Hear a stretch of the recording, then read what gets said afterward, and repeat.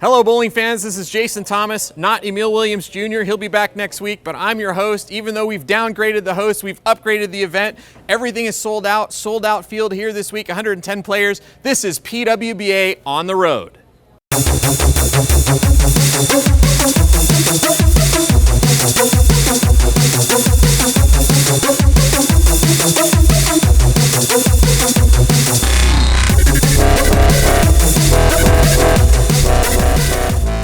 Hey PWBA fans, we are here at ABC West Lanes here in Mechanicsburg, PA. Haven't been to this building since 2003. It was one of the final stops of the PWBA Tour back before it went down and then relaunched in 2015. So the fans are so excited to have the ladies back here this week. The field is sold out, 110 players. They're all trying to make it into that top 24 for our Elite Tour field, which ends after the US Women's Open next week.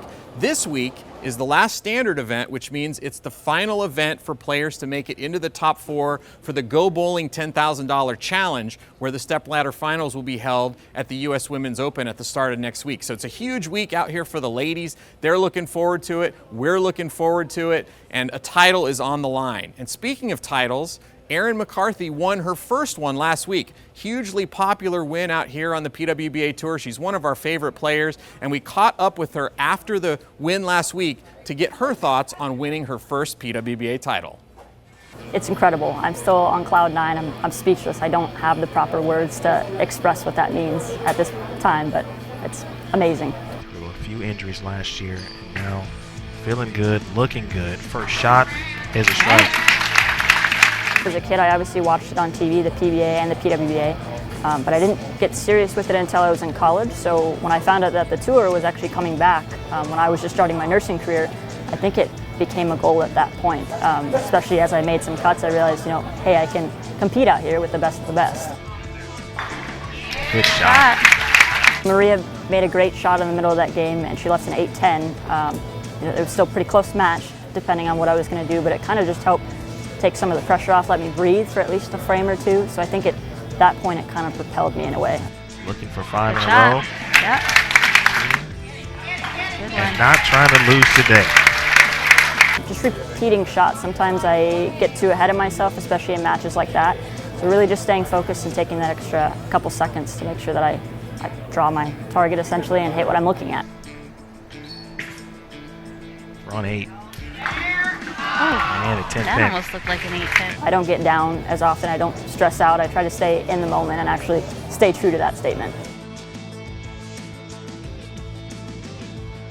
I think I was 16th or 17th, or 17th or 18th the past 2 years, so just missing out. I didn't have the title, so the point wasn't enough. So I guess just getting to experience that and getting to compete with him, I'm really looking forward to it.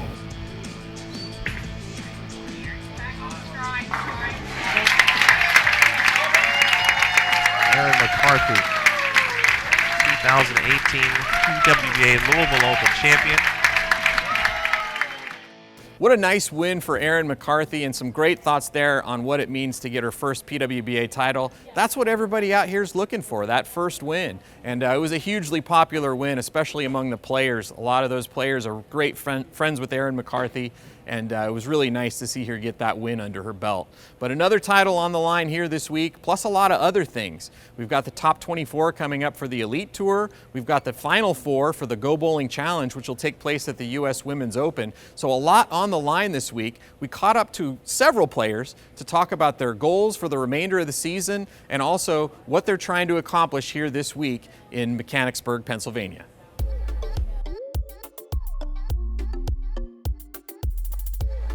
I would love to make another telecast and win another title.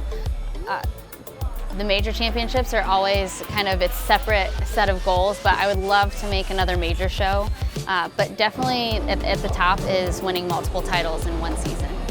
Well, I am planning on hitting the rest of the stops, even the Lucy this year. This is the first year I'm actually going to bowl it with my husband, and I'm looking forward to it because I heard such great things about it. So as of now, I'm planning on hitting everything.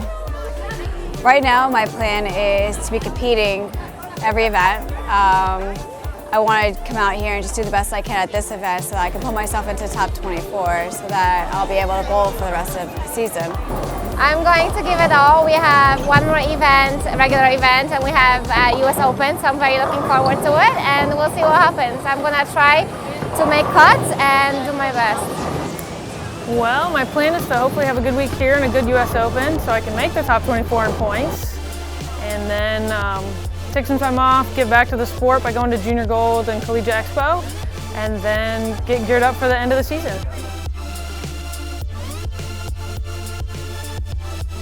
I am going to make it round to 24 because I'm already looking in the flight itinerary. A couple days ago I looked into how much it would cost to go to Florida or how long of a drive it is to go to Minnesota. So right now in my head I'm just planning on doing it. I'm not looking at not making it. If I don't make the top 24, as of right now, I'm signed up to bowl the PTQ in Seminole, and mainly that's because that stops like maybe 20 minutes from my house. As far as the other ones, I actually believe that if I don't qualify for it, then I don't deserve to be there. So at this point in time, I have to earn my spot there because I'm not going to go and bowl PTQs, and I want to earn it. I haven't really thought much about it. I know that defense side, my nature would not let me just not go, so I'm going to do everything I can to qualify. And I always go by the quote that we only regret the chances we didn't take, so I'm not going to just pass on that.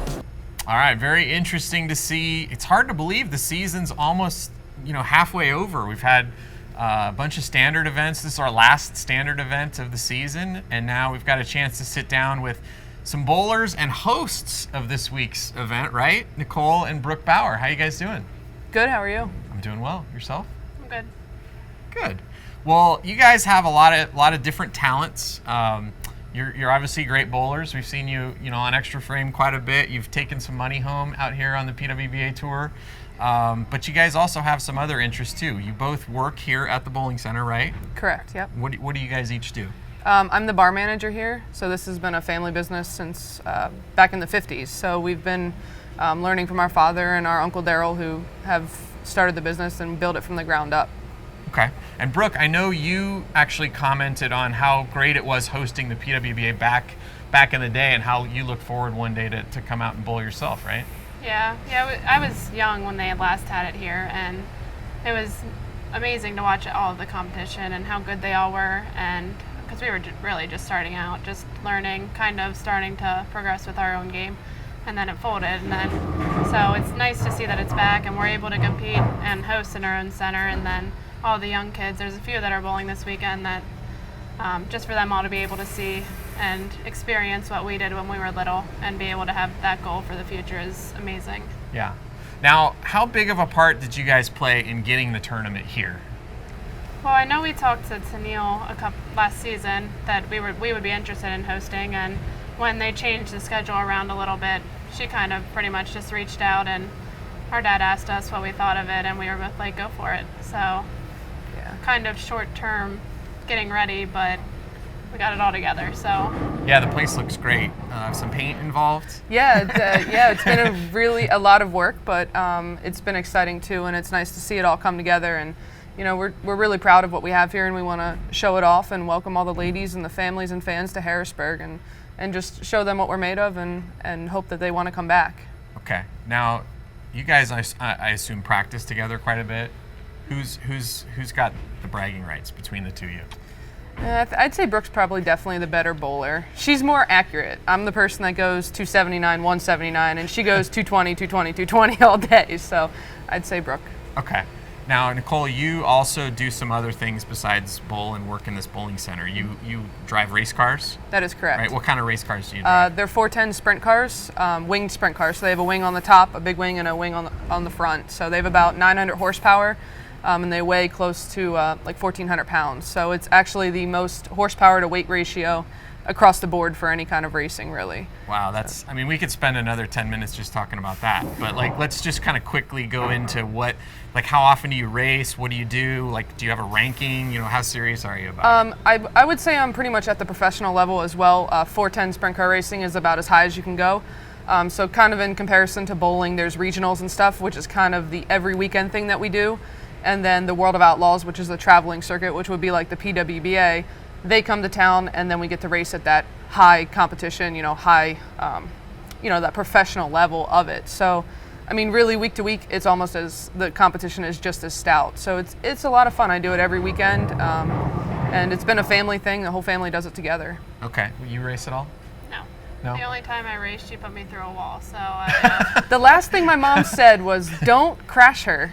And then she went through the wall. So I continued to drive in circles so my mom couldn't get me. I probably wouldn't want to race either if I got put through a wall. Yeah. It was an accident. I'm sure it was. So now you also spend time coaching collegially, right? Yes. Yeah. Tell us about that. I coach at Wilmington University in northern Delaware, and that's a startup program. So this will be our 3rd season. John York is the head coach. He's from New Jersey, and it's been a blast to build a program from the ground up. The first year we had one girl that was actually a bowler. The rest we kind of pulled from other teams, and it's just been such an exciting thing to see the program evolve. I mean, last year in our 2nd year, we had a girl at an event shoot her first 300 game. So it's just been a really neat experience. Okay. Now, Brooke, what are your expectations this week? I know you got a lot of responsibilities with hosting and trying to get tickets for people and all that stuff, but what are you looking to do here out on the lanes this week? Ideally, I just want to go out there, do the best I can, make my spares, and as long as I can keep my timing under control, put a good 16 games together, make it till Saturday, and just see what it's all about. Hopefully not have too many other distractions at the center. Hopefully they take care of everything else, and we have a good set of employees, so shouldn't be bad. You guys have a side bet on the action this week? Not yet. Between you? No? You think No, that'll we'll happen see now? after the practice session. Hedge a little bit, maybe based on the pattern. All right. Well, thanks so much for inviting us here. Thanks for sitting down with us.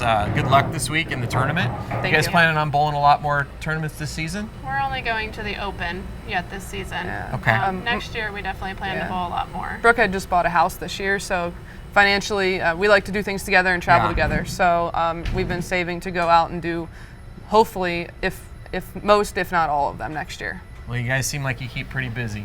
We try. Well, good luck this week. Thank you. Thank you. And I'm going to want an update on what that bet turns out to be at the end. Sounds good. We'll let you know. But thanks for having us here. Be sure to watch Extra Frame. We start 9 a.m. tomorrow on Friday, and we'll have coverage all throughout the week. Again, thanks for watching the show. We'll be back with another episode at the U.S. Women's Open next week. First or kind of end of the first half of the season. So anyway, you're going to want to check that out. And thanks to everybody here in Pennsylvania for all the help. And for Jason McEwen, Emil Williams Jr., who's out enjoying a wedding this week. I'm sure all the fans out there will be happy to have him back next week. But for everybody here, thanks for watching, and we'll see you next week on the road.